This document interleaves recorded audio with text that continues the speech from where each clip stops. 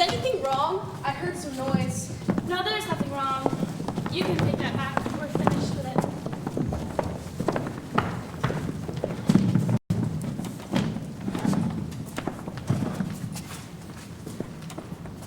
Well, what are you all looking at? I don't think I would have to behave like children here. Nor do I. We have a responsibility. This is a remarkable thing about democracy. That we are, what's the word? Notified. That we are notified by mail to come down to this place and decide on the guilt or innocence of a man. Of a man that we have not known before. We have nothing to gain or lose by the verdict. This is one of the reasons why we are strong. We should not make this a personal thing. Thank you. Very much. Why do you thank me? We forget. It's good to be reminded. I'm glad we're going to be civilized about this. Well, we're still going nowhere. No, we're somewhere. Maybe.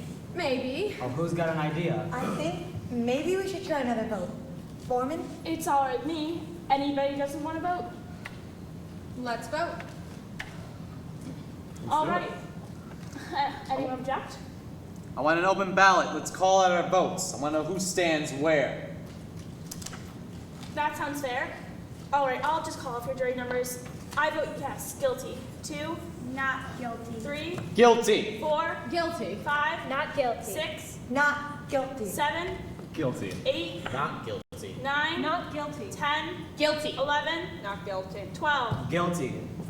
That's 6 to 6. I'll tell you something. The crime is being committed right in this The room. vote is 6 to 6. I'm ready to walk into the courtroom right now and declare a hung jury. There's no point in this going on anymore.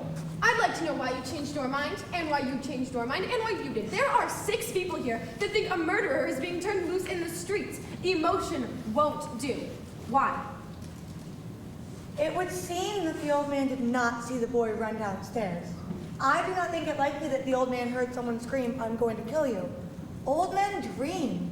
And if the boy did scream he was going to kill, then we have the authority of this man to prove that it might not really mean he's going to kill. Why don't we take it into the judge and let the kid take his chances with 12 other guys? 6 to 6. I don't think we'll ever agree on anything. It's got to be unanimous, and we're never going to convince him. At first I was alone, now 5 others agree. There is a doubt. You can't ever convince me that there's a doubt because I know that there isn't no doubt. You know what? Maybe we are a hung jury. It happens sometimes. We're not going to be a hung jury. But we are right now a hung jury. Let's take it into the judge. If there's a reasonable doubt, I just don't see it. The doubt is there in my mind. Maybe we should vote. What do you mean, vote? Not again. I still want to know. Vote on what? Are we or aren't we a hung jury? You mean that we vote yes, we are a hung jury, and no, we are not a hung jury? That's just what I was thinking of. We can't even agree whether or not the window should be open. Make it a majority vote. Majority wins. So if 7 or more of us vote yes, that we are a hung jury, then we take it to the judge and tell him that we are a hung jury. Right, and if 7 or more of us vote no, then we aren't a hung jury and we go on discussing it. That doesn't seem quite right to me. It's the only solution. I agree. It's the only way. Anything to end this. Are we agreed then? 7 or more of us vote yes and we take it into the judge? Let's call out our votes again. All right, I vote yes, we're a hung jury. 2, No. 3, Yes. 4, Yes. 5, No. 6, No. 7, Yes. 8, No. 9, No. 10, Yes. 11, No. 12. Yes. Oh no. That's 6 to We 6. can't get a majority to decide whether or not we're a hung jury. I went along with the majority vote on this one question, and I didn't agree with voting that way. Not really, and I still don't. So I'm changing my vote. I say no, we are not a hung jury. I believe that the boy's guilty beyond a reasonable doubt, and there are some things I'd like to find out from those of you who changed your minds. Then we aren't a hung jury, so we go on. Good, we go on. Why did you change your vote? Well, he seems so sure he made a number of good points while he only gets mad and insults everybody. Does the anger and the insult change the guilt of the boy? He did do it. Are you going to turn a murderer loose in the streets because one of the jurors gets angry when a murderer is being turned loose? That's true. There is a doubt. I don't think so. The track is straight in front of the window. Let's take that point. So the L train would have made L trains screech when they go around curves, so the old man could have heard the scream, which is high pitched, and it is a tenement, and they have been walls. Good, good. That's it. That's it. And what if the old man was wrong about the time it took him, but right about whom he saw?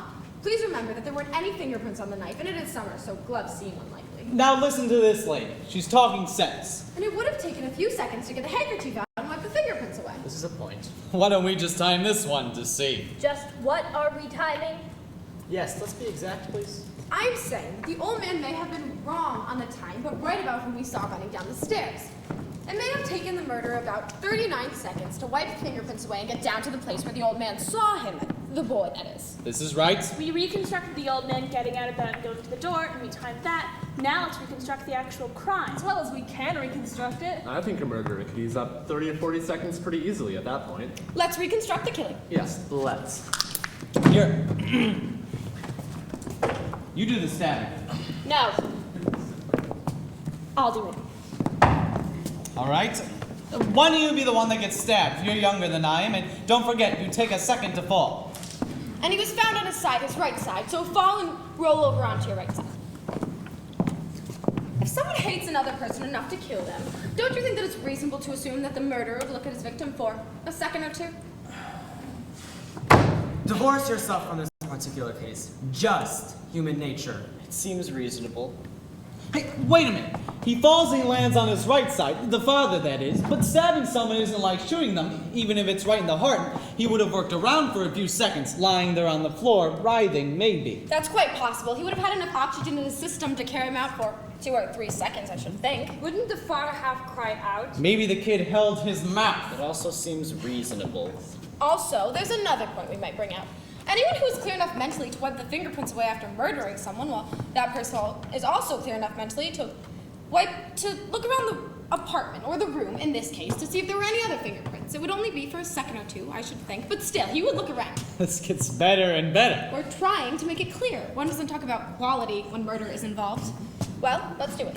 About this on the fingerprints, the kid wiped the fingerprints off the knife. Well, what about the doorknobs? If I saw a man coming into my home, a man that hated me, and he was wiping the doorknobs as he came in, it would give me an uneasy feeling. So doorknobs must have been wiped after the killing, and this too would take some time. You timed the last one. Why don't you time this one too? All right. And stamp your foot when you want me to start. I'm waiting for the hand to get to 60. I'm going to kill you!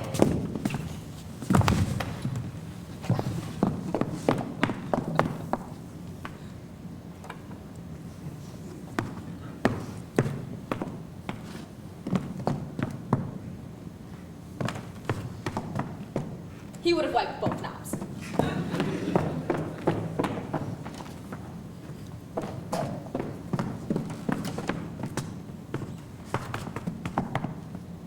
Stop. 20, yeah, 25, 29, 29 and a half seconds, I'd say.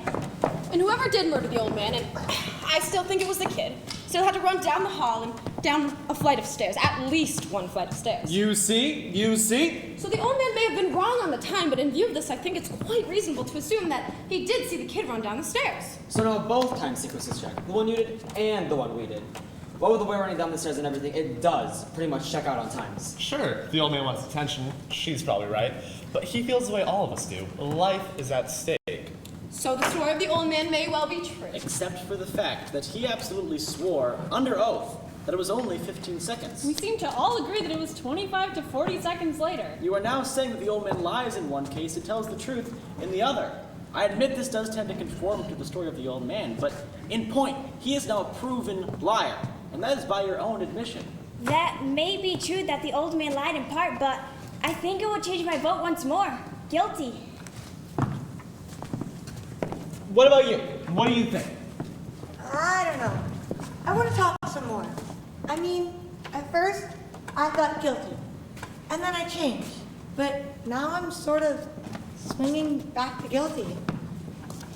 And what do you think now? No, I'm now in real doubt. Real doubt. I say guilty. I was right the first time. Now we're beginning to talk sense in The here. vote seems to be at 9 guilty and 3 not guilty. One more question. How many of you live in apartment buildings?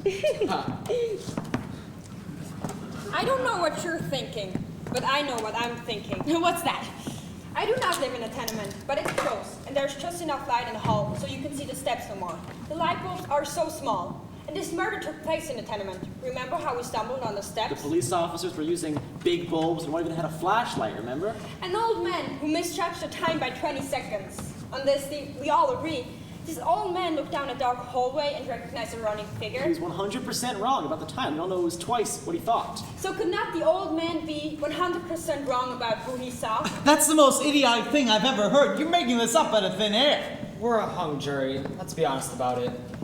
Do you truly feel there's a room for reasonable doubt? Yes, I do. I beg your pardon, but maybe you don't understand the term reasonable doubt. What do you mean I don't understand it? Who do you think you are to talk to me like that? How do you like her? She comes over here running for her life, and before she can even take a big breath, she's telling us how to run the show. The arrogance of her. No one here is asking where anyone came from. I was born right here. Or where your father came from. Maybe it wouldn't hurt to take a few tips from the people who came running here. Maybe they learned something that you didn't. We're not so perfect. Please, I'm used to this. It's all right. It's not all right. Okay, I apologize. Is that what you want? That's what I want. All right, let's stop arguing. Who's got something constructive to say?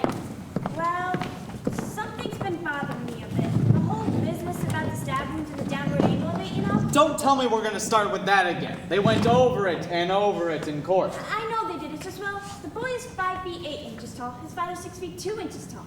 That's a difference of 6 inches. It's a very awkward thing to stab downward into somebody who's half foot taller than you are. All right, you're not gonna be happy unless you see it again. I'm gonna give you a demonstration. Somebody get up. Now watch closely. I don't want to have to do this again. Is this 6 inches? That's a bit more than 6 inches. Good. Let it be more. Look out!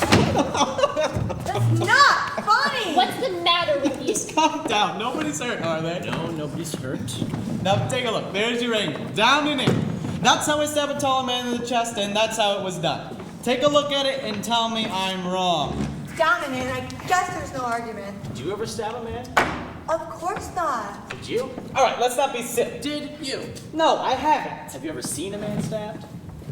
No? And how do you get all your information about how it's done? What do you mean? It's common sense. Let me ask you something. This boy was an experienced knife fighter. He even went to reform school for knife fighting, isn't that so? That's right. Look at this. Doesn't this seem like an awkward way to handle a knife? What are you asking me for? Now wait a minute, what's the matter with me? Give me that knife. Have you ever seen a knife fight? Yes, I have. In the movies? In my backyard, on my front stoop, in the vacant lot across the street. Too many of them. Switch knives came with the neighborhood where I lived. Funny I didn't think of it before. I guess you try to forget those things. Anyone who's ever used a switch knife would never have stabbed downward. You don't handle switch knives that way. You use them underhanded. So he couldn't have made the kind of wound that killed his father. I suppose it's conceivable that he could have made the wound, but it's not likely. Not if he'd ever had any experience with switch knives. And we all know the kid had a lot of experience with switch knives. I don't believe it. Neither do I. You're giving us a lot of mumbo jumbo. What do you think? Well, I don't know. What about you? Listen, I'll tell you all something. I'm getting a little sick of this whole thing already. We're getting nowhere fast. Let's break it up and go home. Before we decide anything, I would like to try and pull this together. This should be good. He has a right. Let him go ahead. Do you want me to time this too? Let's hear him. I want you all to look at this logically and consistently. We have guilty. I want you to know, is the kid smart or is the kid dumb? What do you mean? This is a kid who's gone to reform school for knife fighting. The day of the murder, he bought a knife, a switch knife. It would then take a very stupid person to go and murder a man, his father, with an instrument that everyone would associate with the kid. I quite agree. He's dumb. However, if he were dumb, then why did he make the kind of wound that an inexperienced man would make? I'm not sure I understand. To murder someone, it must take great emotion, great hatred. And at that moment, a man would use a knife as best he could. And a trained knife fighter would use it as he'd been trained, underhand. An inexperienced man would go overhand. But this kid is being very smart. And at that moment, he's smart enough to make the kind of wound that an amateur would make. This is a smart man, smart enough to wipe the fingerprints away. Perhaps even smart enough to wait till the L train was coming by to cover the noise. Now, is the kid smart or is the kid dumb? Hey, now wait a Well, minute. the one across the L track saw the murder through the train, so it's possible someone else in that train could have seen the murder too. Possibility. No one did that we know of. It'll take an awfully stupid man to take that chance. Exactly. A dumb man, a very stupid man. A man swept by emotion. Probably he heard nothing. He probably didn't even know the train was coming. And whoever did murder the father did as well as he could. So? This kid is dumb enough to do everything to associate himself with a switch knife. A switch knife murder. But then, the moment of the murder, he becomes smart. And he's smart enough to make the kind of wound that will lead us to suspect someone else. But at the same instant, dumb enough to do it as an L train was going by. Then instant later, smart enough to put the fingerprints away. To make this boy guilty, you have to say that he's dumb from 8 o'clock until about midnight. And then midnight, he's smart for 1 second. And then he's dumb for a few seconds. And then he's smart again, and then he becomes stupid. So stupid that he doesn't even think of a good alibi. Now, is the kid smart or is the kid dumb? To say that he's guilty, you have to toss his intelligence like a pancake. There is doubt, doubt, doubt. I hadn't thought of that. And the old man downstairs, on the stand, he swore on 15 seconds. He was very positive about 15 seconds, but we all agree it must have been almost 40 seconds. Does the old man lie half the time, then does he tell the truth the other half of the For time? the boy to be guilty, I mean, the boy must be stupid then stupid, then smart, and so on for the boy to be guilty. The old man must be a liar half the time and tell the truth the other. You can reasonably doubt. I'm sold on reasonable doubt. I think I am too. I wanted more talking, now I've had I it. want another vote. All right, another vote's been called for. I guess the quickest way is a show of hands. Anyone object? All right, all those voting not guilty, raise your hands. 9, that's 9 to not guilty, guilty. 3 vote is 9 to 3 in favor of acquittal. I don't understand you people. How can you think this kid is innocent? Look, you know how these people lie. I don't have to tell you. They don't know what the truth is. And they don't need any real big reason to kill someone either. You know, they get drunk and bang! Someone's lying in the gutter. Nobody's blaming them. That's just how they are. You know what I mean? Violent. Human life don't mean as much to them as it does to us. Hey, what's going on here? Look, these people are drinking and fighting all the time, and if someone gets killed, so someone gets killed. They don't care. Oh, sure, there's some good things about them, too. Look, I'm the first to say that. I've known a few who are pretty decent, but that's the exception. Most of them, it's like they got no feelings. They can do anything. Hey, what's going on here? Look, I'm speaking my piece, and you... Listen to me! They're no good! There's not one of them who's any good. We better watch out. Take it from me, this kid on trial... Well, don't you know about them? Listen to me, I'm trying to tell you something. I've had enough. Sit down and shut up. I'm only trying to tell you. All right. Sit down, everybody.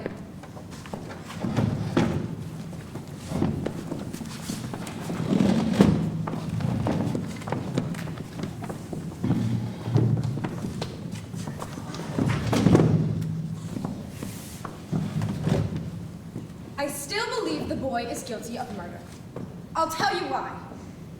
To me, the most damning piece of evidence was the woman across the street who claimed that she actually saw the murder committed. That's right. As far as I'm concerned, that's the most important testimony. All right, let's go over her testimony. What exactly did she say? I believe I can recount it accurately. She said that she went to bed at about 11 o'clock that night. While lying down, she could see directly across the street into the opposite window. I mean, she tossed and turned for over an hour, unable to fall asleep, and finally, at about 12:10, she looked out the window and saw the boy stab his father. As far as I can see, this is unshakable testimony. That's what I mean. That's the whole case.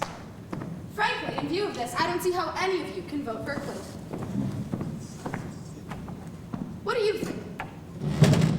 Well, I mean, maybe there's so much evidence to say. What do you mean, maybe? She's absolutely right. You could throw out all the other evidence. That was my feeling. I don't deny the validity of the points he has made. Shall we say that on one side of the tracks, there is doubt. But what can we say for the story of the woman? She saw it. What time does that clock say?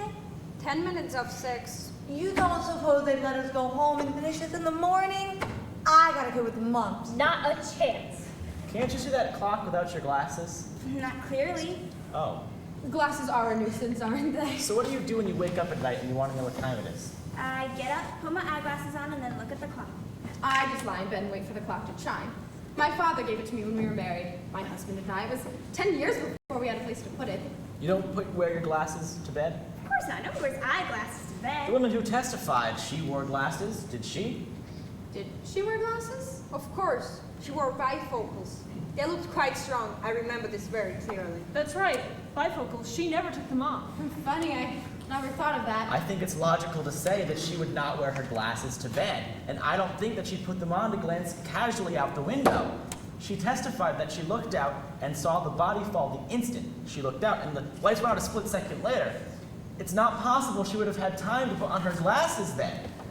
She may have thought she saw the boy kill the father, but I say that she only saw a blur. How do you know what she saw? Maybe she's farsighted. Does anybody else still think there's not a reasonable doubt? I will always wonder, but I do believe there's a reasonable doubt.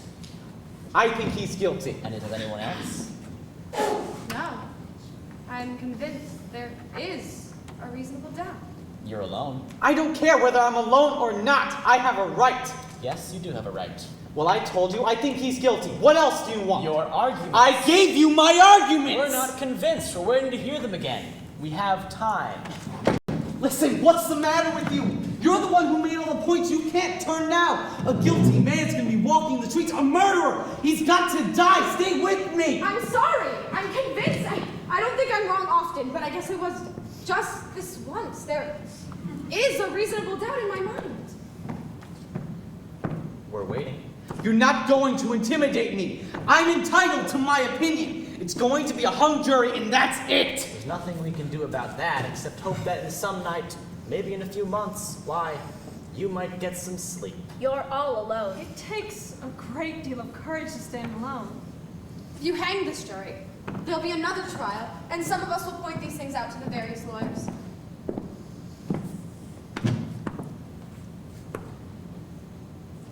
All right!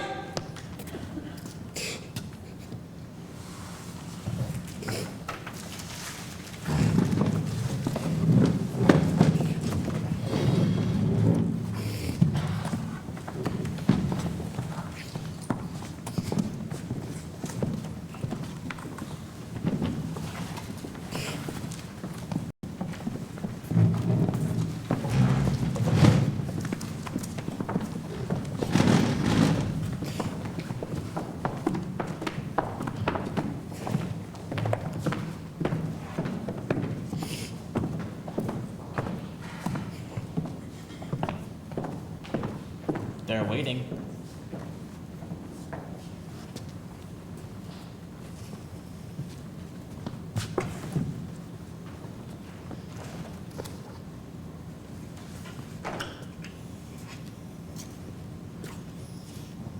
Not guilty. Not guilty.